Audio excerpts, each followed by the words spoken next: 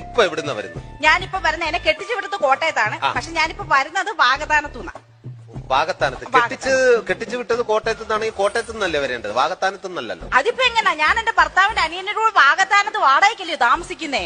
ഭർത്താവിന്റെ അനിയനോടൊപ്പം വാഗത്താനത്താ താമസിക്കുന്നത്. അപ്പൊ ഭർത്താവിന്റെ കൂടെ എനിക്ക് യോജിച്ചു പോകാൻ പറ്റില്ല. ഒരു സ്ത്രീയോട് ഒരു പുരുഷനെ ചോദിക്കാത്ത ചോദ്യങ്ങളാണ് എന്റെ ഭർത്താവിനോട് ചോദിച്ചത്.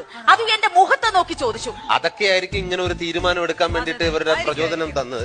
എന്താണ് അദ്ദേഹം മുഖത്ത് നോക്കി ചോദിക്കാൻ പറ്റാത്ത എന്താണ് ചോദിച്ചത്? മ്ലേച്ഛമായ ചോദ്യങ്ങളാണ്, മ്ലേച്ഛമായ ആവശ്യങ്ങളായിരുന്നു അദ്ദേഹത്തിനുള്ളത്. എന്തായിരുന്നു പറയും? അദ്ദേഹം എന്നോട് പറഞ്ഞു, എനിക്ക് ഈ ഒരു പൊതുവേദിയിൽ നിന്ന് പറയാൻ പാടില്ലാത്തതാണ്. അല്ല, എന്നാലും പിന്നെ അങ്ങനെ പുരുഷന്മാരെ അത്തരത്തിൽ എന്താണ് പറഞ്ഞത് നമുക്കൊന്ന് അറിഞ്ഞാൽ കൊള്ളാം. ഏതായാലും നിങ്ങൾ നിർബന്ധിച്ച സ്ഥിതിക്ക് ഞാൻ അങ്ങ് പറഞ്ഞേക്കാം. അദ്ദേഹം എന്നോട് പറഞ്ഞ എന്താണെന്ന് അറിയാമോ? ഭർത്താവ് പറയാ, രാവിലെ 6 മണിക്ക് ഞാൻ എഴുന്നേക്കണമത്രേ, അങ്ങർക്ക് ചായ ഉണ്ടാക്കി കൊടുക്കണമത്രേ, അങ്ങനെ തുണികൾ കഴുകണമത്രേ. അതെല്ലാം ഞാൻ സഹിക്കാം. അവസാനം അയാൾ പറയുന്നു, അയാളുടെ കുഞ്ഞുങ്ങളെ ഞാൻ പ്രസവിക്കണമത്രേ, അതുങ്ങളെ ഞാൻ വളർത്തണമത്രേ. ഏതെങ്കിലും ഒരു ഭർത്താവ് ഒരു ഭാര്യയോട് ചോദിക്കാവുന്ന ചോദ്യങ്ങളാണോ ഇതൊക്കെ? അല്ല, സ്ത്രീകൾക്കെതിരെയുള്ള ഇത്തരം പരാമർശങ്ങളെ ഞങ്ങൾ തടഞ്ഞിരിക്കും. ഇപ്പൊ എവിടുന്ന വരുന്നത്?